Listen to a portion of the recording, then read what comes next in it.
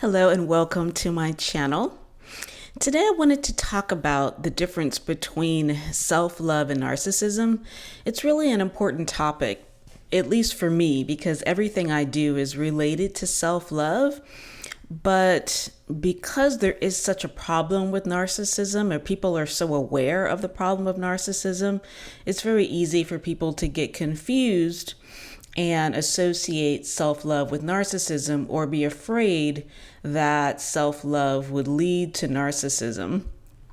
So I wanted to take time to talk about it because it's really important, and I would hate for somebody to overlook the essentialness, the importance of self-love because they're afraid of becoming a narcissist or appearing like a narcissist or anything like that. So self-love and narcissism are complete opposites, and I wanted to discuss why, because I think once you have a clear picture of the difference between self-love and narcissism, then that would no longer be any kind of a barrier when hearing about or discussing or participating in self-love activities. So the first thing I wanted to talk about is that narcissism seeks to hold on, whereas self-love is confident.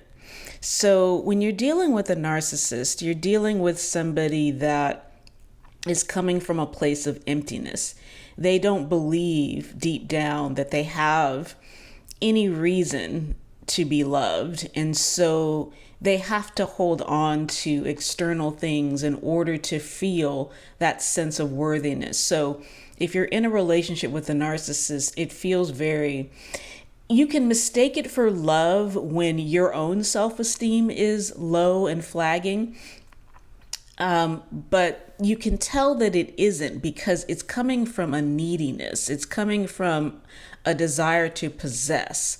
So when you're with a narcissist, the narcissist is going to try to hold on to you and control you.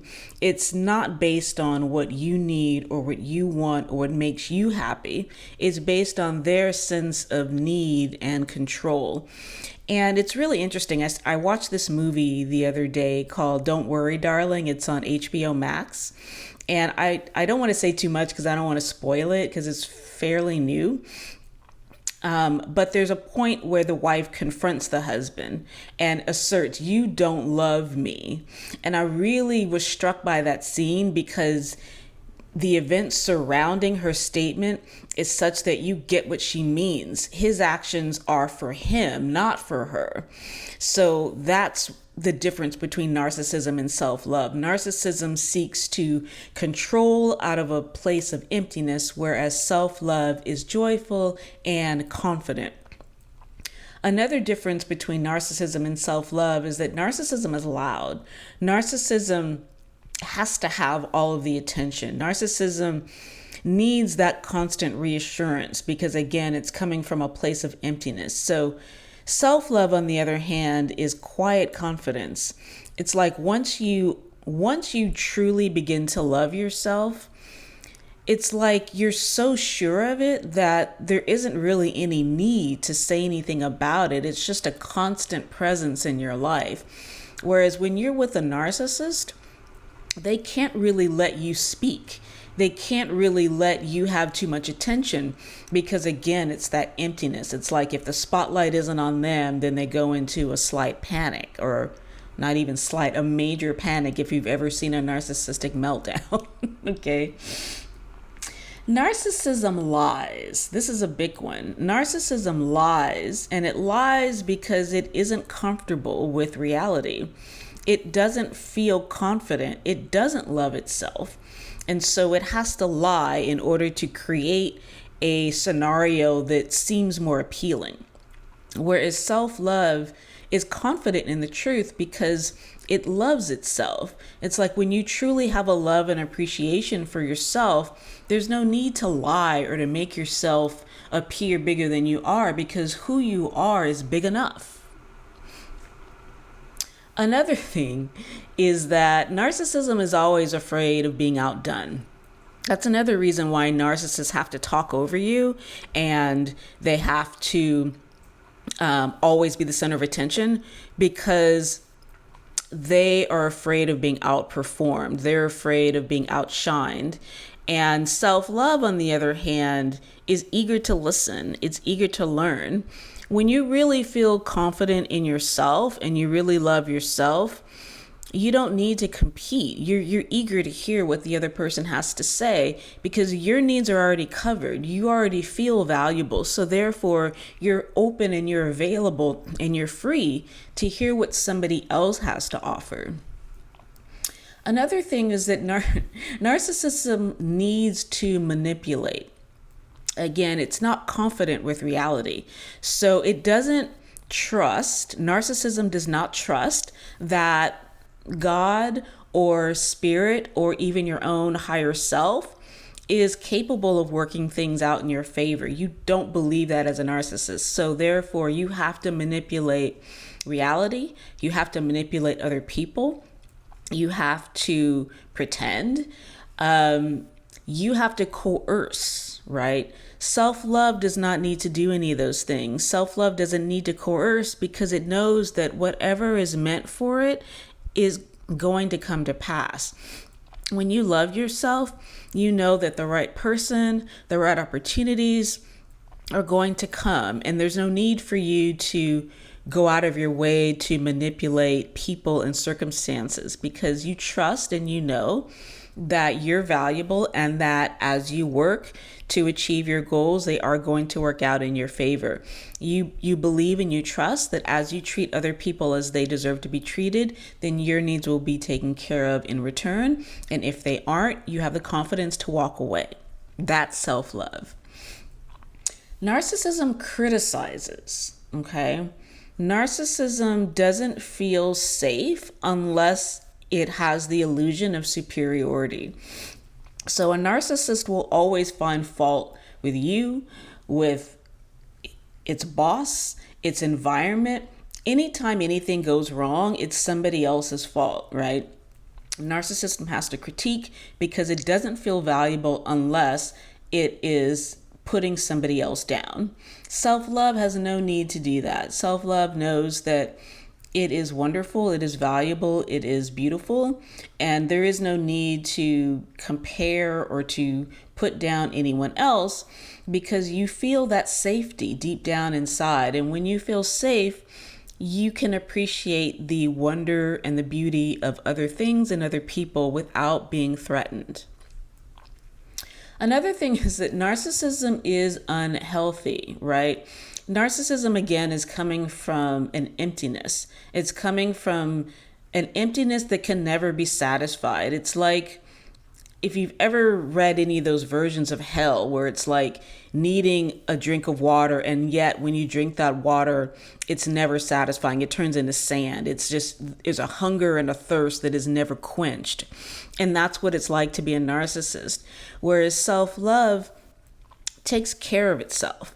Right? A narcissist will try to drown out its feelings of inferiority with substance abuse, alcohol, drugs, binging on TV, entertainment, things like that, because again, it's never happy. It's never satisfied. It does not love itself. So it needs these other things in order to try to push down that emptiness and that pain that's always right under the surface.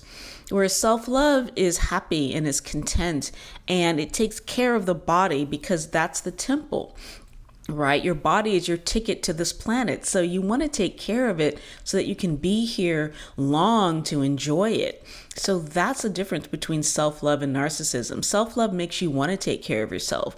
Narcissism makes you want to trash yourself. Narcissism fakes compatibility. Now, this is the one key thing why people get ensnared by narcissists. Narcissists pretend to have things in common with you by mimicking what you're doing and what you like, and even your body motions, even your body language, it will mimic because it doesn't feel safe and secure in who it is. And so it thinks that it has to do these things, back to manipulation in order to get you hooked in. And it also doesn't have its own strong sense of self, so it's easily influenced by other people. And so if you're into skiing, all of a sudden it wants to be into skiing because it feels like, well, maybe there's some magic over there. There's no magic here where it is, so it's chasing it all the time. So it's always mimicking and imitating other people. Whereas self-love, if it doesn't like to ski and you do like to ski, there's no need to pretend. It's like you go and you ski with your friends, you enjoy yourself, and when you come back, we'll do something that we both enjoy.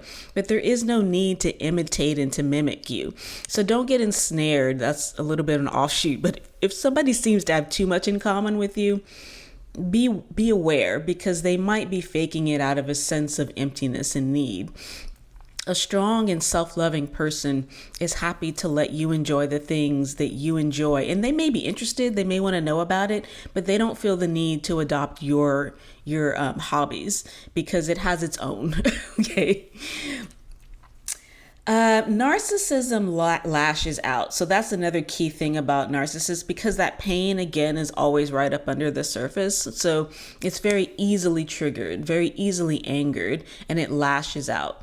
Whereas self-love, because it's basically content, even if the circumstances may be difficult, there's a deep down sense of contentment.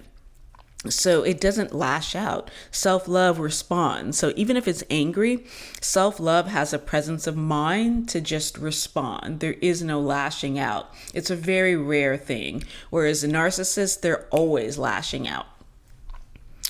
A narcissist is always trying to impress. So a narcissist is addicted to needing to impress you, whereas self-love doesn't need to impress you. Of course, we all want to be liked, but self-love is confident that you will like it for itself because it believes that itself is valuable, right? So it doesn't need to jump through hoops and turn flips to impress you. And again, when your own self-esteem is low, you might be ensnared by this, thinking that, oh, if someone's trying to impress me, that means that they really like me. It doesn't mean that they really like you. It means that they don't like themselves. Okay, so self-love does not need to impress you. Narcissism is not, and this is the bottom line, narcissism is not and can never be happy. Okay, you cannot be happy without that rock bottom foundation that you love yourself. This is why self-love is not optional. It's super, super important. You can't be happy until you learn to love yourself, because you will never be content. You'll never be confident. All of these things that I already mentioned, you're always going to be on the edge, always striving, always seeking, always hungering. So until you learn self-love, there's an emptiness that can't be satisfied by anything else. Okay. And incidentally, if you've ever been ensnared by a narcissist and you've ever done the inner work to look at yourself, you know that one of the reasons why you stayed in it is because you were lacking in self-love. So you were looking for the narcissist's false sense of validation in order to feel good yourself. But the good news is that if you're not actually a narcissist, you can learn and you can change and you can grow into genuine self-love so that these types of people are no longer enticing. Okay. So I hope that gives you some insight into the difference between narcissism and self-love. So feel free to engage in activities and in groups and in people that push the idea of self-love. Don't push back against it because of fear of narcissism. Narcissism and self-love have absolutely nothing in common, okay? So if you want to explore these issues a little deeper, sign up for my coaching. I do one-on-one coaching, and I also hold workshops on self-love. I'm an artist, so they always incorporate creativity because that is a super way to anchor things into your nervous system and into your subconscious, is by creating. So join me for that. The links will be in the comments below. Have a beautiful and blessed day, and I will see you next time. Bye-bye.